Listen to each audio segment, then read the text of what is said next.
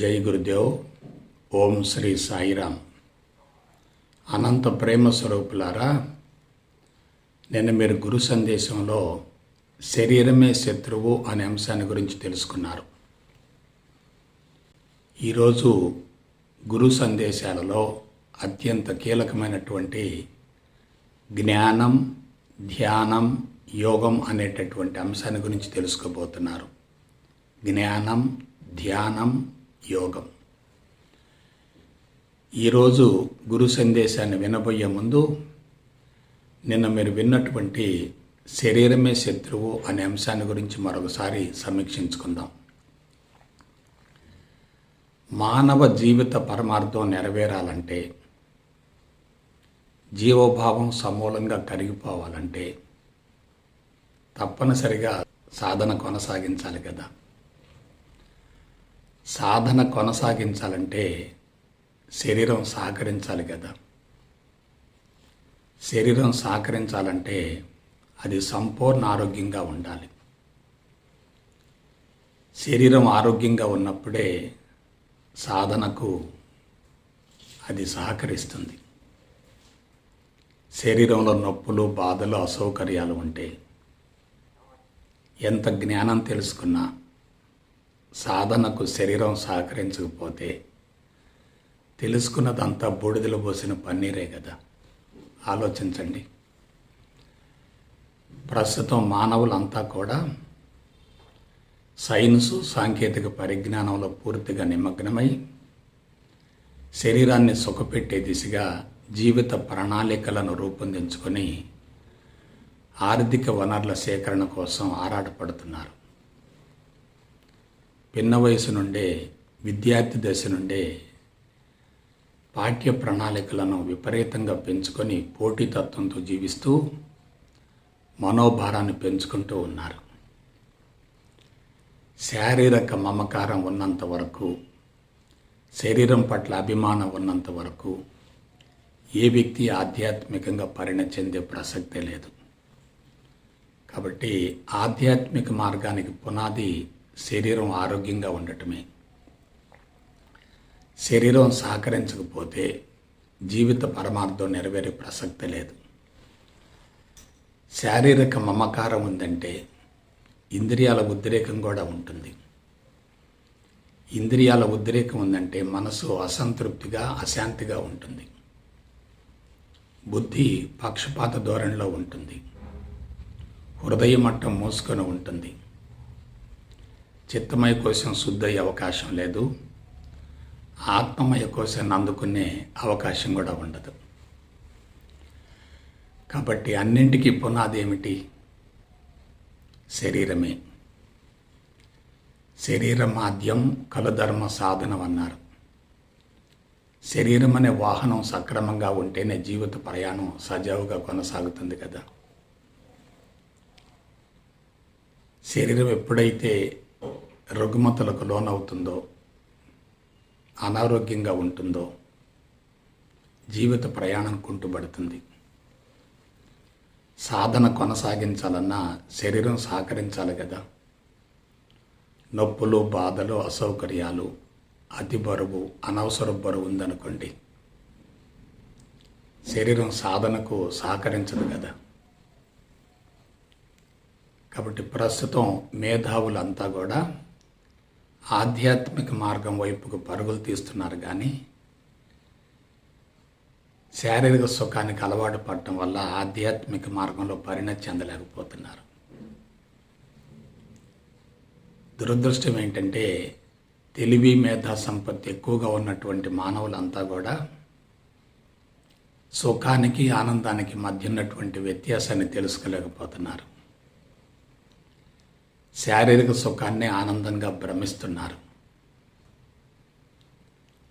ఆనందాన్ని అమ్ముకుంటున్నారు, డబ్బులతో సుఖాన్ని కొనుక్కుంటున్నారు, దాన్ని ఆనందంగా భ్రమిస్తున్నారు.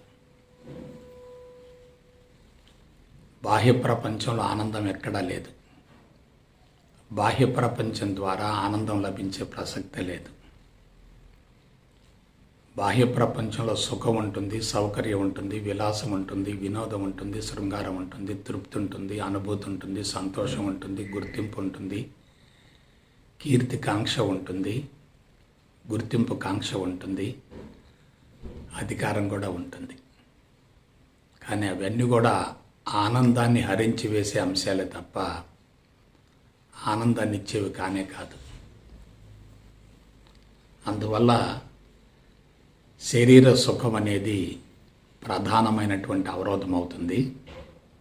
శరీరమే మానవ జాతికి శత్రువు అవుతుంది.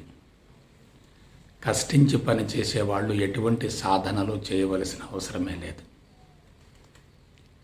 సుఖానికి అలవాటు పడి సౌకర్యాలతో జీవిస్తూ మరణ భయంతో సాధనలు కొనసాగించిన ఎటువంటి ఫలితం వచ్చే ప్రసక్తే లేదు. ఇవాళ ప్రపంచంలో జరుగుతున్నది అంటూ మీరు జాగ్రత్తగా పరిశీలించండి. భౌతికవాదపు మత్తు తారాస్థాయికి చేరింది.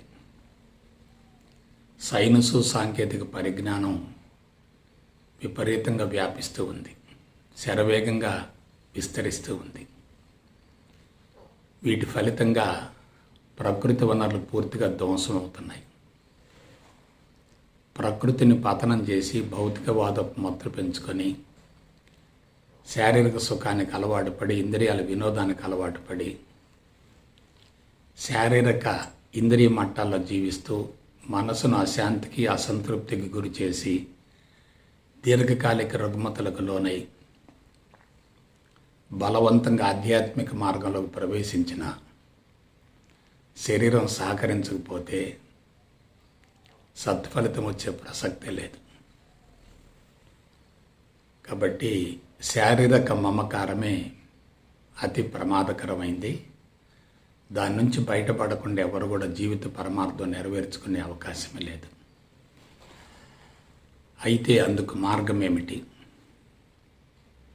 ఈరోజు మీరు వినబోయేటటువంటి అత్యంత విలువైనటువంటి గురు సందేశం ఏంటంటే జ్ఞానం, ధ్యానం, యోగం. మనకి విశ్వంలో 3 అంశాలు ఉంటాయి. 1 సృష్టి, 2 స్థితి, 3 లయ. సృష్టి అంటే ఒక వస్తువు తయారు కావటం, స్థితి అంటే అది కొనసాగటం, లయ అంటే అది కనుమరుగవ్వడం. ఈ 3 అంశాలకు అనుగుణంగా ఋషులు 3 అధిదేవతలనిచ్చారు. సృష్టికి అధిపతి బ్రహ్మ, స్థితికి అధిపతి విష్ణుమూర్తి, లయానికి అధిపతి ఈశ్వరుడు లేక శివుడు. బ్రహ్మకు జతలో జ్ఞాన ప్రదాయిని అయినటువంటి సరస్వతి, విష్ణుమూర్తికి జతలో సకల సంపన్నురాలైనటువంటి లక్ష్మీదేవిని, శివుడి జతలో శక్తి స్వరూపిణైనటువంటి పార్వతీదేవిని జతలో ఉంచారు. సృష్టి, స్థితి, లయ. బ్రహ్మ, విష్ణు, మహేశ్వరుడు, సరస్వతి, లక్ష్మి, పార్వతి.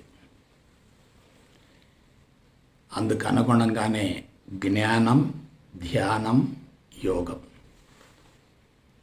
జ్ఞానం అంటే జీవితాన్ని గురించి, సమాజాన్ని గురించి, ప్రపంచాన్ని గురించి, ప్రకృతిని గురించి, విశ్వాన్ని గురించి సమూలంగా తెలుసుకోవటం.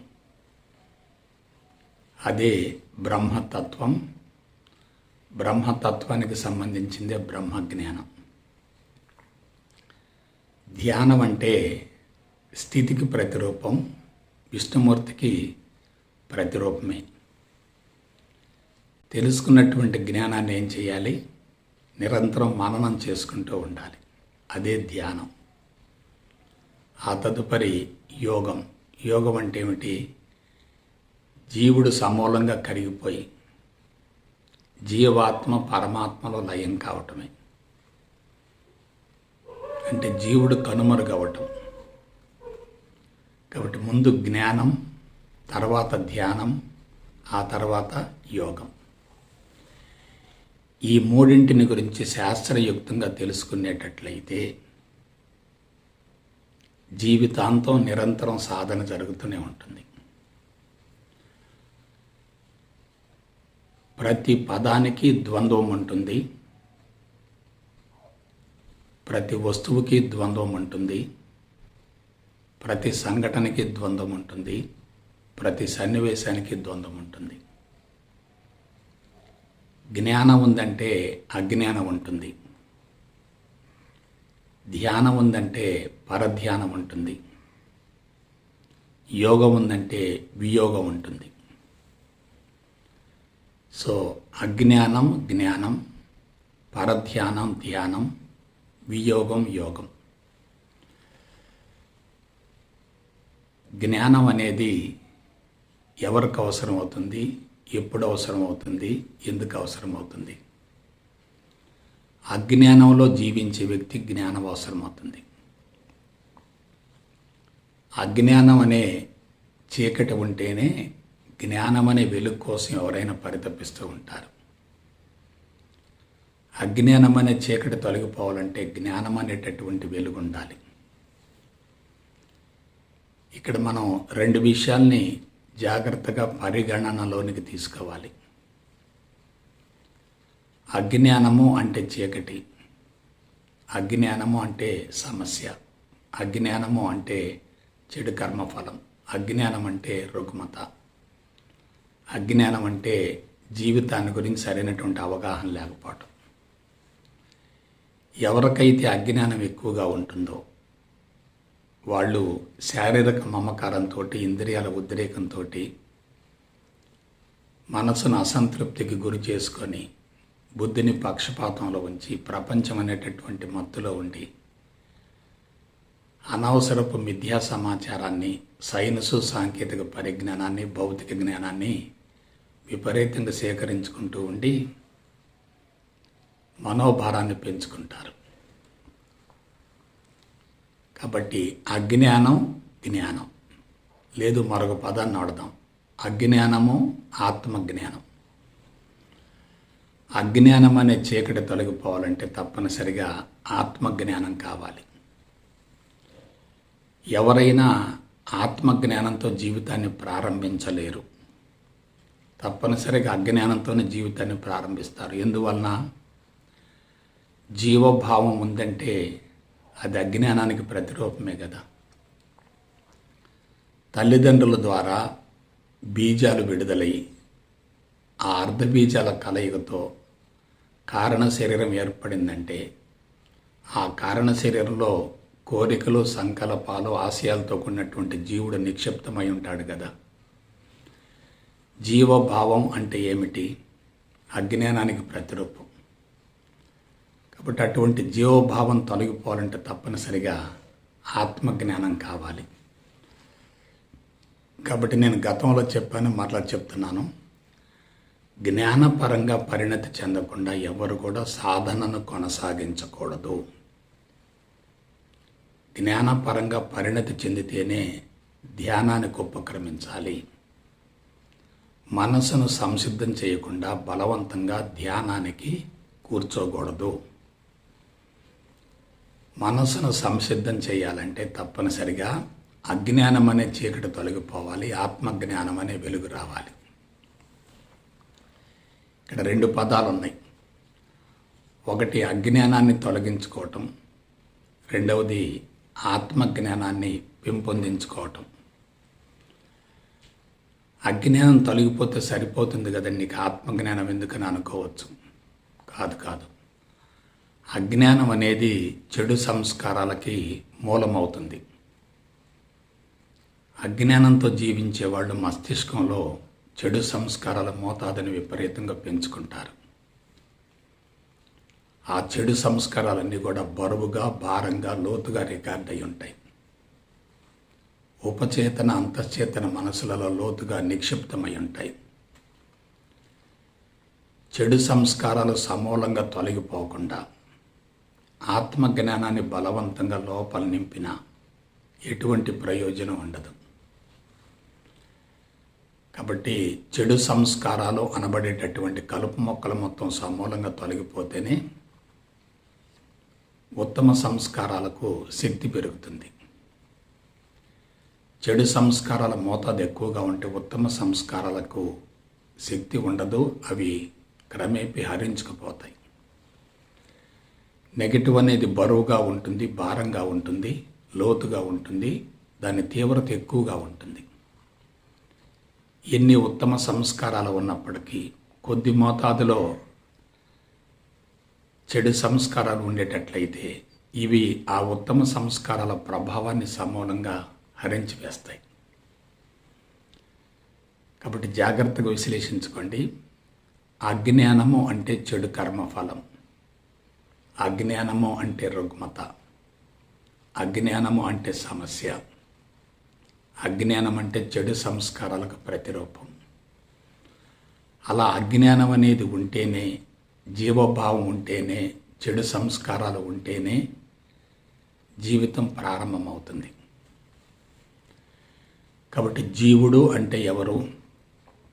అనవసరపు ప్రాపంచిక మిథ్యా సమాచారంతో కూడినటువంటి సంస్కారాలతో జీవితాన్ని ప్రారంభించేవాడు. జీవుడి యొక్క లక్ష్యం ఏమిటి, గమ్యం ఏమిటి? ఆ సంస్కారాల మోతాదును సమూలంగా కరిగించుకొని జీవాత్మను పరమాత్మలో లయం గావించడమే. బ్రతికి ఉండగానే జీవభావాన్ని సమూలంగా కరిగించుకోవటమే. కాబట్టి అజ్ఞానం అనేటటువంటి చీకటిని తొలగించుకోవాలంటే తప్పనిసరిగా ఆత్మజ్ఞానం కావాలి. ఆత్మజ్ఞానం అనే వెలుగు ప్రసరిస్తే అజ్ఞానం అనే చీకటి తొలగిపోతుంది. అయితే అజ్ఞానాన్ని తొలగించుకోవటం అనేది మామూలు విషయం కానే కాదు.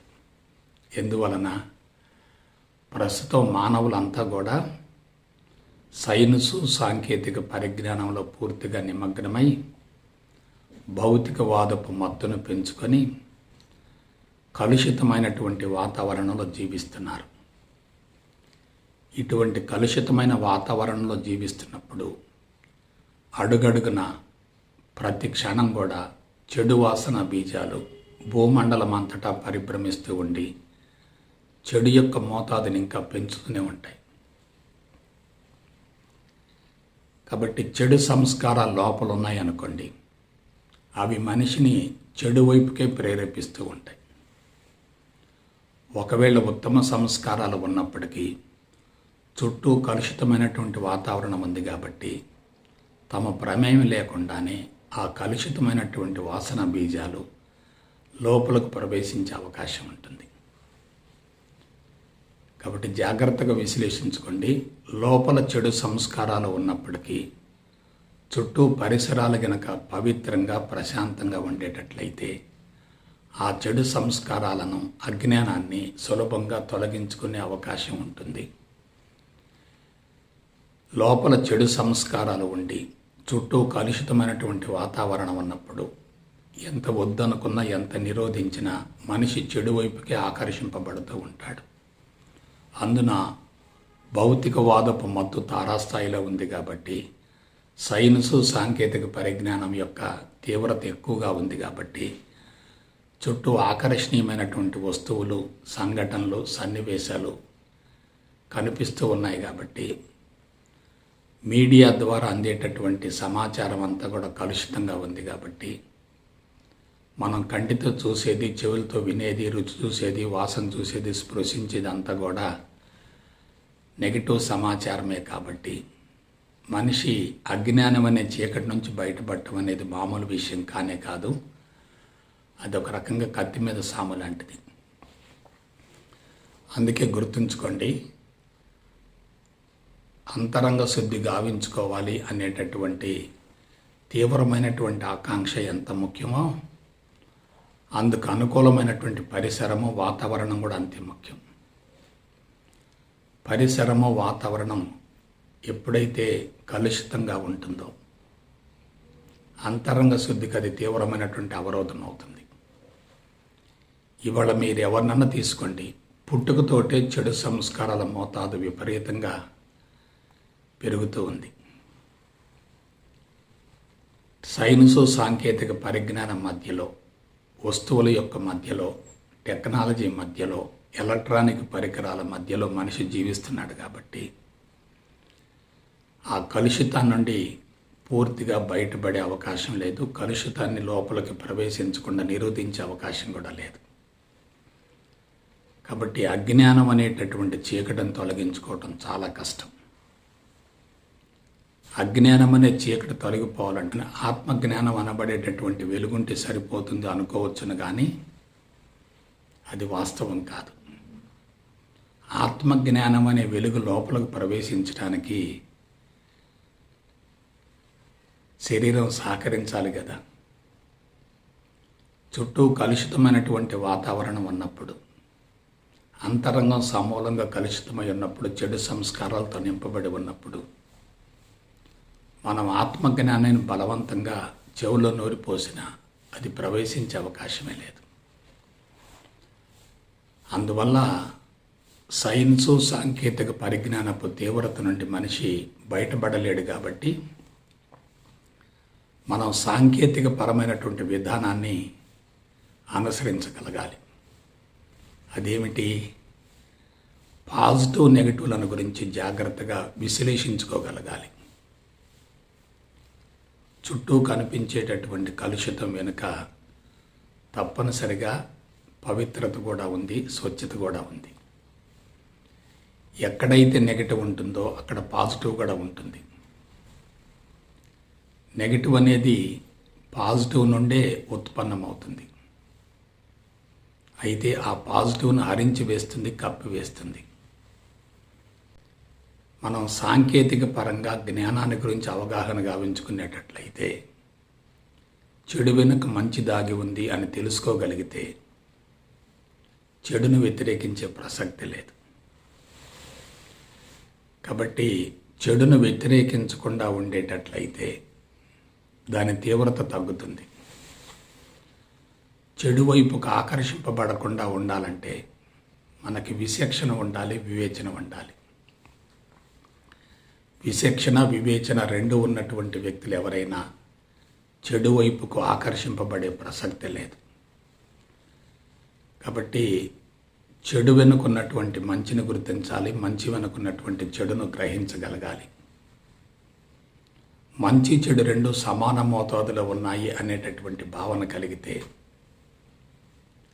చెడును వ్యతిరేకించం, మంచిని ఆశించే ప్రసక్తే లేదు. చెడు ఏ విధంగా బంధమవుతుందో మంచి కూడా అదే విధంగా బంధమవుతుంది కదా. చెడు అనేది ఇనప సంఖ్యలు అయితే మంచి అనేది బంగారు సంఖ్యలు అవుతుంది కదా.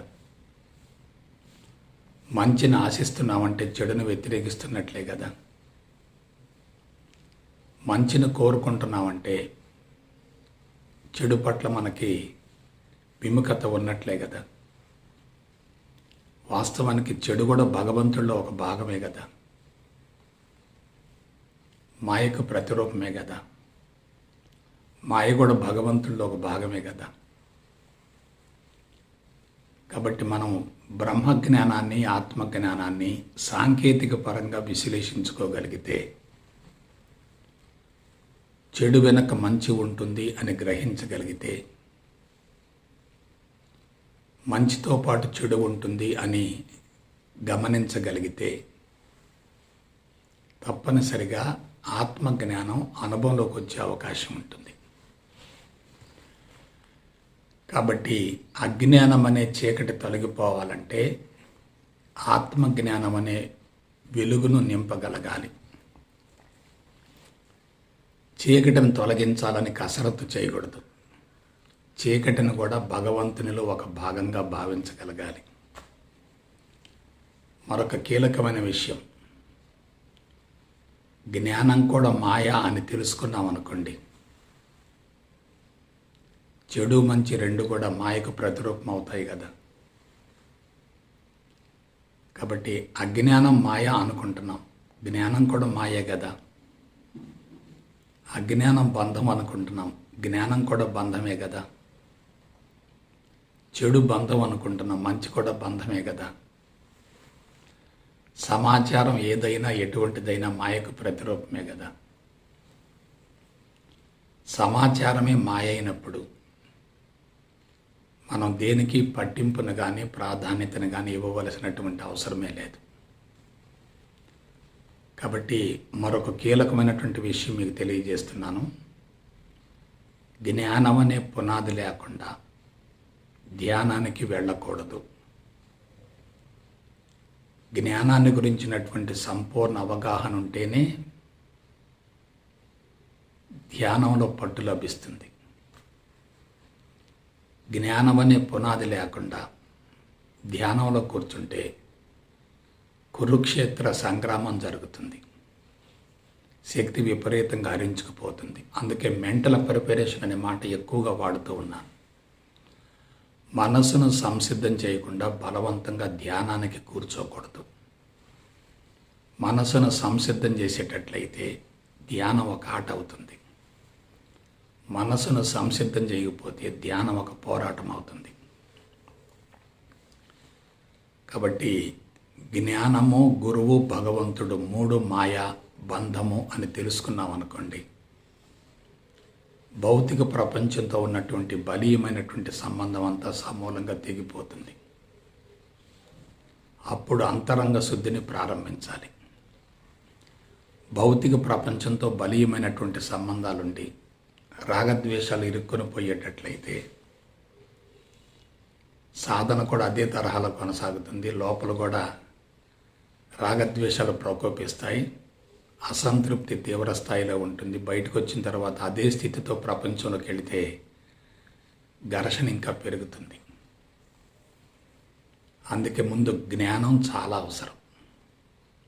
అజ్ఞానం సమూలంగా తొలగిపోవాలంటే ఆత్మజ్ఞానం తప్పక అవసరమే. ఇది మెంటల్ ప్రిపరేషన్ అంటే. ఎప్పుడైతే ప్రపంచానికి పట్టింపును కానీ ప్రాధాన్యతను కానీ ఇవ్వమో, అట్టి స్థితిలో సాధనలో కూర్చున్నాం అనుకోండి, ధ్యానంలో కూర్చున్నాం అనుకోండి, ఏమవుతుంది? ధ్యానంలో కూర్చున్నప్పుడు గత జీవితాల సంస్కారాలు ప్రకోపించి పరిణతి చెంది కుప్పలుగా కట్టలుగా తెరలుగా బయటకు వస్తూ ఉంటాయి. మనం కళ్ళు తెరిచి ఏదో ఒక పనిలో నిమగ్నమైతే చరిత్ర గుర్తుకు రాదు. గాఢ నిద్రలో ఉంటే అసలు ప్రపంచమే తెలియదు. కానీ సంపూర్ణ గమనంలో ఉండి, చైతన్యవంతంగా ఉండి, చురుగ్గా ఉండి, శరీరము, మెడ, తల మూడు నిటారుగా ఉంచుకొని ధ్యానంలో కూర్చునేటట్లయితే జీవుడు చైతన్యవంతమవుతాడు. జీవుడు చైతన్యవంతమైనప్పుడు అడుగునున్నటువంటి సంస్కారాల మోతాదు పరిణతి చెందుతుంది, మెచ్యూర్ అవుతుంది, ఆగామి కర్మలుగా మారుతుంది. అవి బయటకు వస్తూ ఉంటాయి. అలా బయటకు వచ్చినప్పుడు వాటికి పట్టింపును కానీ ప్రాధాన్యతను కానీ ఇవ్వకూడదు. ఆలోచనలను వ్యతిరేకించకూడదు, వెంబడించకూడదు, సృష్టించుకోకూడదు, పట్టుకోకూడదు, పట్టింపునివ్వకూడదు, ప్రాధాన్యతనివ్వకూడదు. మరి వాటిని ఏం చేయాలి? వదిలివేయాలి, అంగీకరించాలి, అనుమతించాలి, బయటకు రానివ్వాలి. మనం జ్ఞానపరంగా పరిణతి చెందకుండా ధ్యానంలో కూర్చుంటే ఏమవుద్ది?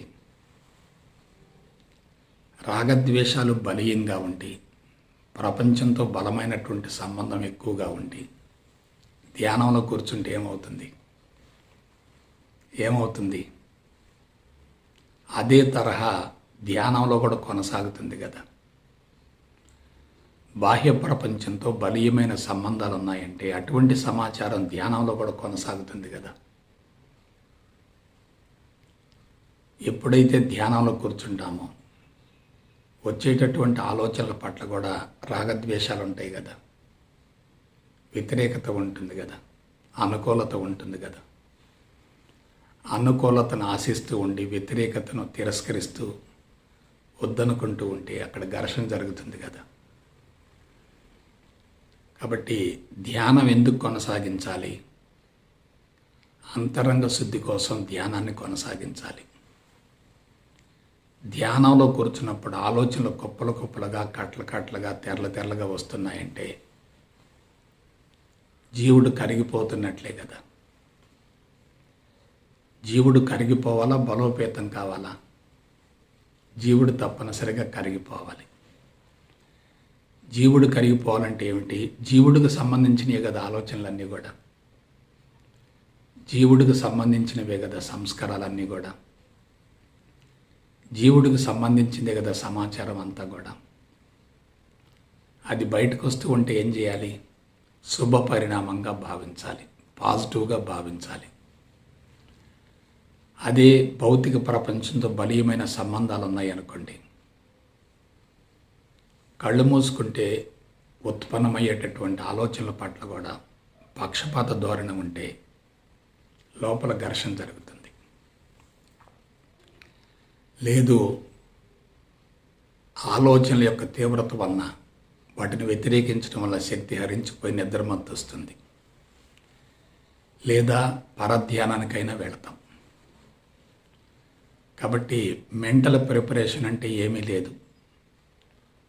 భౌతిక ప్రపంచమంతా మాయకు ప్రతిరూపం అనే భావన బలీయంగా ఉండి దానిని మానసికంగా వదిలేసిన తర్వాత ధ్యానానికి ఉపక్రమించాలి.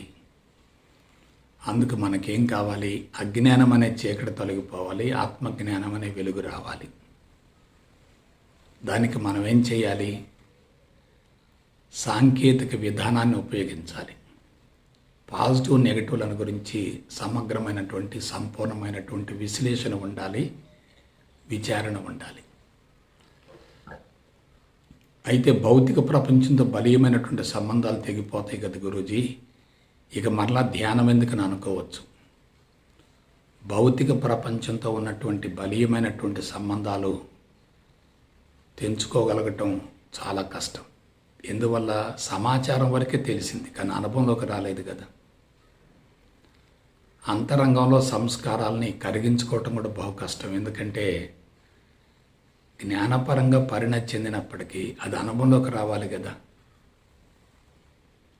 కాబట్టి ధ్యానంలో మనం ఉపయోగించవలసినటువంటి సాంకేతిక విధానం ఏమిటంటే, కుప్పలు కుప్పలుగా కట్టల కట్టలుగా నెగిటివ్ ఆలోచనలు వస్తున్నాయంటే నెగిటివ్ తొలగిపోతుందని గుర్తుపెట్టుకోండి. మనకు వాంతి అవుతుంది, కడుపు ఖాళీ అవుతుంది, లూజ్ మోషన్స్ అవుతున్నాయి, కడుపు ఖాళీ అవుతుంది, కఫం విపరీతంగా వస్తుంది, ఊపిరితిత్తులు ఖాళీ అవుతున్నాయి, ముక్కుల మట్టి చీమిడి బాగా వస్తుంది, ఆ ప్రాంతం మొత్తం ఖాళీ అవుతుంది. బయటికి వెళుతుందంటే శుభ పరిణామమే. ఈ ఒక్క విషయంలో స్పష్టత ఉంటే చాలు. కాబట్టి శత్రువు కావచ్చు, శవం కావచ్చు, సెక్స్ కావచ్చు, కష్టాలు కావచ్చు, నష్టాలు కావచ్చు, బాధలు కావచ్చు, ఇబ్బందులు కావచ్చు, అవమానాలు కావచ్చు, అపజయాలు కావచ్చు, ఓటములు కావచ్చు, వైఫల్యాలు కావచ్చు, what ever it may be, అవన్నీ జరుగుతున్నాయంటే, బయటకు వస్తున్నాయంటే దానికి మూల కారణం ఏంటి? జీవుడు కరిగిపోతున్నాడు. జీవుడిని బలోపేతం చేయకూడదు, జీవుడిని సమూలంగా కరిగించగలగాలి. జీవుడిని అధిగమించాలి తప్ప జీవుడికి లోపడకూడదు. మనం ఇప్పుడు ఎలా ఉన్నాం? జీవుడి కంటే ఉన్నత స్థాయిలో ఉండి జీవుడిని కరిగిస్తూ ఉన్నాం. అందుకు మనకు ఉపయోగపడేటటువంటి పాశుపతాస్త్రం ఏంటి? పరిపూర్ణ అద్వైత బ్రహ్మజ్ఞానం. కాబట్టి ధ్యానం కొనసాగిస్తూ ఉంటే, జీవుడు కరిగిపోతూ ఉంటే, సంస్కారాలు కరిగిపోతూ ఉంటే, కొంతకాలం జరిగిన తర్వాత మనోభారం తగ్గుతుంది. కళ్ళు తెరిచినప్పటి స్థితి కళ్ళు మూసుకున్న దాని మీద, కళ్ళు మూసుకున్నప్పటి స్థితి కళ్ళు తెరిచిన దాని మీద ప్రత్యక్షంగా ఉంటుంది అని అంటున్నాం కదా. కళ్ళు తెరిచి ఉన్నప్పుడు భౌతిక ప్రపంచం మాయా అనేటటువంటి విషయాన్ని గురించి శాస్త్రయుక్తంగా అవగాహన గావించుకొని సాధనకు ఉపక్రమించేటట్లయితే లోపలది కూడా మాయా అనేటటువంటి భావన కలుగుతుంది. కాబట్టి అంతరంగం శుద్ధి అవుతుంది.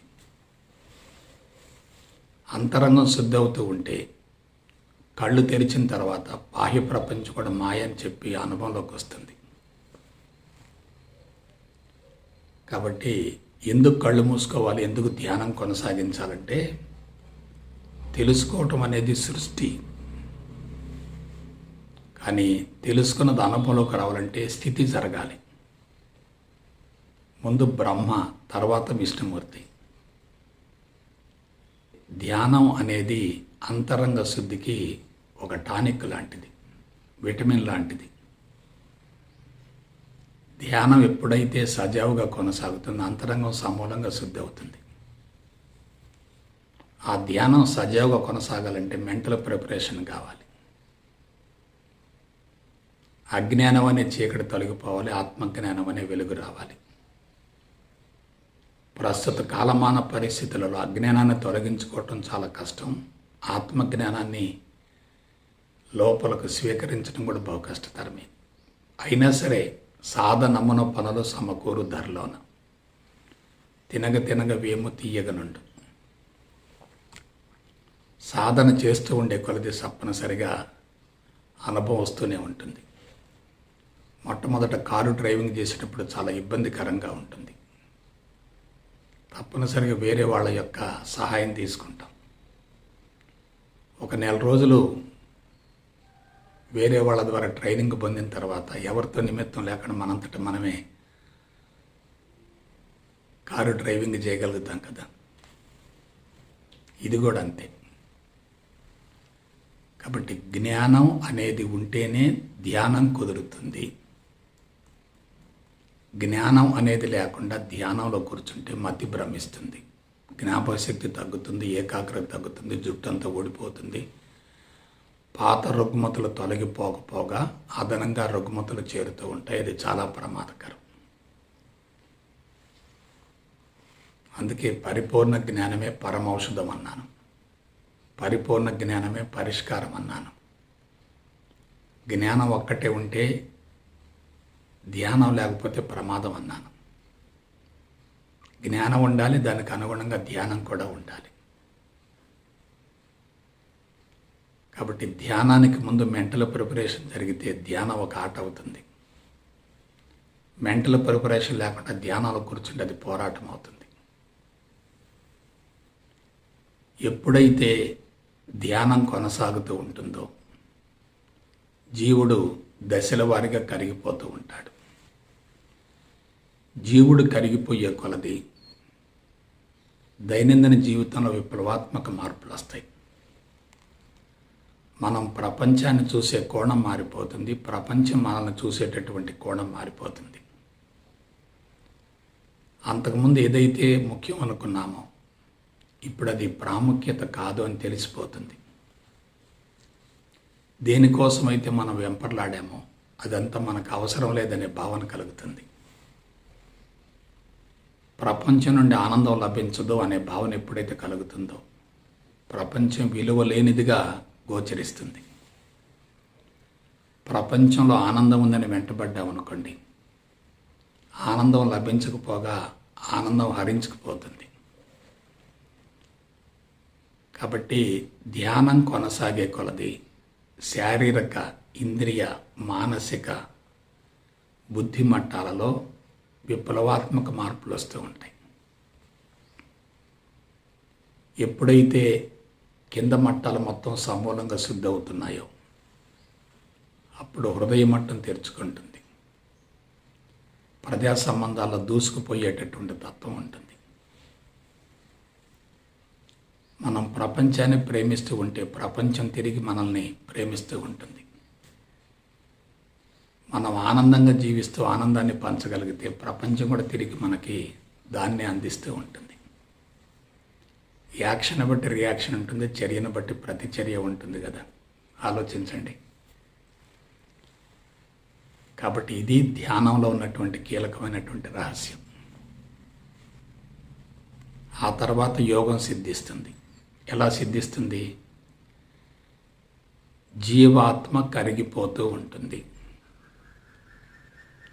అహంకారం కరిగిపోతుంది, పరిమిత తత్వం కరిగిపోతుంది, శరీరం కరిగిపోతుంది, ప్రజ్ఞ అనంతంగా విస్తరిస్తుంది, జీవభావం పూర్తిగా హరించుకుపోతుంది.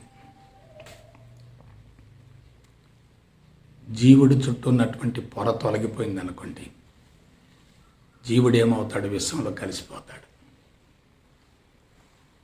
ఇది ఆధ్యాత్మిక రహస్యం అంటే. కాబట్టి జీవుడు బలంగా ఉన్నప్పుడు విపరీతమైన ఘర్షణ జరుగుతుంది.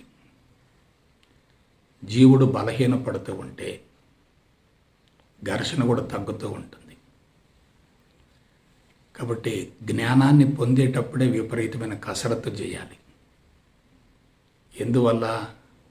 అజ్ఞానాన్ని తొలగించడానికి, జ్ఞానం అనేటటువంటి వెలుగు ప్రవేశించడానికి మధ్య అక్కడే ఘర్షణ ప్రారంభమవుతుంది. తమోగుణం రజోగుణం బలీయంగా ఉండి ఎంత సమాచారం తెలుసుకున్నది లోపలకు ప్రవేశించే ప్రసక్తి లేదు. అందుకే సృష్టిని బట్టి స్థితి ఉంటుంది, స్థితిని బట్టి లయ ఉంటుంది. సృష్టిలో ప్రిపరేషన్ సరిగా లేకపోతే స్థితి అస్తవ్యస్తంగా ఉంటుంది, సరైనటువంటి ఫలితం వచ్చే ప్రసక్తి లేదు. కాబట్టి మనం ఏం చేయాలి? ప్రిపరేషన్ జాగ్రత్తగా ఉండాలి. ప్రయాణానికి అవసరమైనటువంటి సంసిద్ధత ఉందనుకోండి, ప్రయాణం సులభతరం అవుతుంది. సంసిద్ధత లేకుండా ప్రయాణం కొనసాగిస్తే ప్రయాణం అంతా కూడా అస్తవ్యస్తంగా ఉంటుంది. రిజర్వేషన్ లేకుండా రైలు ఎక్కామనుకోండి, చాలా ఇబ్బంది పడాల్సి వస్తుంది. అదే ముందే రిజర్వేషన్ చేసుకొని స్టేషన్కి 10 నిమిషాల ముందే వెళ్ళామనుకోండి, ప్రయాణం సజావుగా కొనసాగుతుంది కదా. కాబట్టి కీలకం ఎక్కడుంది? జ్ఞానం లేకుండా అందరూ కూడా ధ్యానంలో కూర్చుంటున్నారు. జ్ఞానాన్ని పొందటం అనేది మామూలు విషయం కాదు, చెప్పినంత సులభం కానే కాదు. ఎందుకంటే జన్మల సంస్కారాల మోతాదు జ్ఞానాన్ని ప్రవేశించనీయకుండా నిరోధిస్తూ ఉంటుంది.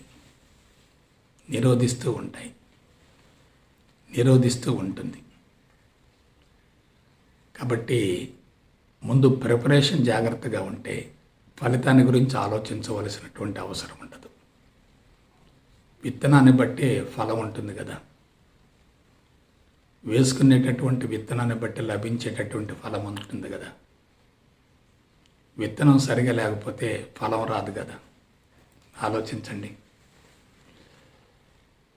ఇకపోతే ఎప్పుడైతే ధ్యానం కొనసాగుతూ ఉంటుందో మన ఆలోచన విధానం మారిపోతుంది. అలవాట్లలో కానీ, ఆహార విహారాలలో కానీ, ఆచార వ్యవహారాల్లో కానీ, వృత్తిలో కానీ, దైనందిన జీవితంలో కానీ జీవితం సులభంగా కొనసాగుతుంది. జీవితం సునాయాసంగా కొనసాగుతుంది. జీవితం ప్రశాంతంగా కొనసాగుతుంది. జీవితం సంతృప్తిగా కొనసాగుతుంది. ఎప్పుడైతే దైనందిన జీవితం, లౌకిక జీవితం సులభతరమైందో సాధన ఇంకా సులభతరం అవుతుంది కదా. కాబట్టి దైనందిన జీవితాన్ని మార్చుకుంటే ఆధ్యాత్మిక జీవితం సులభతరం అవుతుంది. దైనందిన జీవితం మారకుండా ఆధ్యాత్మికతను అందుకోవటం సాధ్యమయ్యే ప్రసక్తే లేదు. కాబట్టి మనం ఏం చేయాలి? జీవన విధానం మార్చుకోవాలి.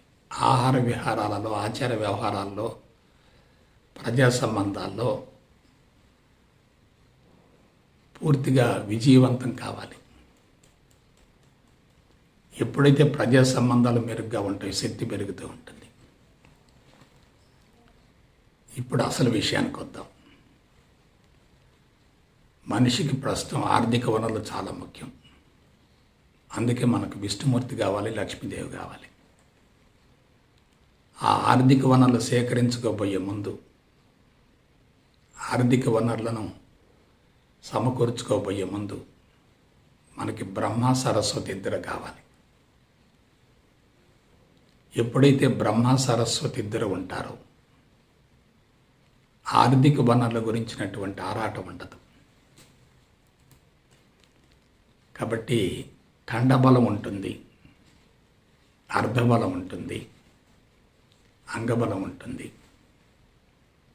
దైనందిన జీవితం నల్లేరు మీద బండిలా కొనసాగుతుంది. అంతరంగంలో ప్రశాంతత, సంతృప్తి రెండు ఉంటాయి. ఎప్పుడైతే అంతరంగం పవిత్రంగా ఉందో లౌకిక జీవితం పూర్తి స్వేచ్ఛగా కొనసాగుతుంది, సంతృప్తిగా కొనసాగుతుంది, ఆనందంగా కొనసాగుతుంది, ప్రశాంతంగా కొనసాగుతుంది, పవిత్రంగా కొనసాగుతుంది, ధర్మబద్ధంగా కొనసాగుతుంది, శీలవంతంగా కొనసాగుతుంది. ఆ తర్వాత 4వది అందుకోవచ్చు. అదే ఆత్మబలం. ఖండబలం, అర్ధబలం, అంగబలం, ఆత్మబలం. కాబట్టి ఈ 4 ఉన్నాయనుకోండి, పరిపూర్ణ జీవితం అవుతుంది. ఆరోగ్యం ఎంత ముఖ్యమో ఆర్థిక వనరులు కూడా అంతే ముఖ్యం. ఇవి 2 ఎంత ముఖ్యమో సంతృప్తి, ప్రశాంతత కూడా అంతే ముఖ్యం. అందుకు ప్రజా సంబంధాలు విజయవంతం కావాలంటే అంగబలం ఉండాలి. జీవిత పరమార్థం నెరవేరాలంటే ఆత్మబలం ఉండాలి. ఈ 4 సమ్మేళనంతో జీవితం కొనసాగుతూ ఉంటే అదే పరిపూర్ణ జీవితం అవుతుంది. ఇక మరొక విషయం, దైనందిన జీవితం సులభతరమైంది. ప్రశాంతత, సంతృప్తి ఉన్నాయి. సాధన కొనసాగిస్తూ ఉన్నాం. జీవుడు సమూలంగా కరిగిపోతాడు. జీవుడు సమూలంగా కరిగిపోతే జీవుడు లేని దేహం కొనసాగుతుంది. జీవుడు లేని దేహంతో కొనసాగించే వ్యక్తినే దేవుడు అంటారు. ఎప్పుడైతే జీవుడు లేకుండా శరీరం కొనసాగుతూ ఉంటుందో ఆ శరీరం ప్రజల చేత పూజలు అందుకుని అర్హతకు నోచుకుంటుంది. మనం దేవుడి గుళ్ళో రాయిని పూజిస్తూ ఉన్నాం. ఏమిటి రాయి ప్రత్యేకత? దానికి రాగద్వేషాలు ఉండవు. దేవుడు ప్రత్యేకత ఏమిటి? రాగం ఉండదు, ద్వేషం ఉండదు. మరి రాగద్వేషాలు లేనటువంటి దేవుడి ప్రత్యేకత ఏమిటి? రాగద్వేషాలు లేనటువంటి మానవుడి ప్రత్యేకత ఏమిటి? అతడు సాక్షాత్తు దేవుడే కదా. దేవుడు ప్రజల చేత పూజలు అందుకునే అర్హతను పొందుతాడు. లోక కళ్యాణం కోసమే జీవిస్తూ ఉంటాడు. తాను పొందినటువంటి అనుభూతిని, అనుభవాన్ని ప్రపంచానికి అందించడం కోసం ఆరాటపడుతూ ఉంటాడు. ప్రపంచం నుండి విపరీతమైన స్పందన వస్తుంది. వేలాది మంది అనుసరిస్తూ ఉంటారు, ఆచరిస్తూ ఉంటారు. వాళ్ళు కూడా అంతరంగాన్ని శుద్ధి చేసుకొని ఆధ్యాత్మిక మార్గం వైపుకు పయనించడం కోసం దేవుడి యొక్క సహాయాన్ని అర్థిస్తూ ఉంటారు. ఆ విధంగా విశిష్టమైనటువంటి ఆధ్యాత్మిక సేవలను అందించే అవకాశం కలుగుతుంది. అందుకు చిత్తమయ కోసం శుద్ధి కావాలి, ఆత్మమయ కోసం ఓపెన్ కావాలి. కాబట్టి జ్ఞానం, ధ్యానం, యోగం 3 తప్పనిసరిగా ఉండాలి. సృష్టి ఉండాలి, స్థితి ఉండాలి, లయ ఉండాలి. బ్రహ్మ ఉండాలి, విష్ణుమూర్తి ఉండాలి, శివుడు ఉండాలి. కానీ ఈ ముగ్గురికి అతీతంగా పరబ్రహ్మ స్వరూపుడు ఉండాలి. అలాగే సరస్వతి ఉండాలి, లక్ష్మి ఉండాలి, పార్వతి ఉండాలి. ఈ 3 సమ్మేళనంతో త్రిశక్తి మాత ఉండాలి. కాబట్టి పరిపూర్ణ జీవితం అనేదే జీవిత పరమావధిగా భావించగలిగితే మనం ఈ 3 సమ్మేళనంతో సాంకేతిక పరంగా సాధనను కొనసాగించగలిగితే తప్పనిసరిగా సత్ఫలితం వస్తుంది. ఆ విధంగా మీరు సాధనను కొనసాగిస్తూ జీవిత పరమార్థం నెరవేర్చుకునే దిశగా మీ భవిష్యత్తు ప్రణాళికను రూపొందించుకొని ముందుకు సాగుతారని, అందుకు గురు సందేశాలను ఆలంబనగా స్వీకరిస్తారని మనస, వాచ, కర్మణ కోరుకుంటూ సెలవు తీసుకుంటా. జై గురుదేవ్, జై గురుదేవ్, జై గురుదేవ్.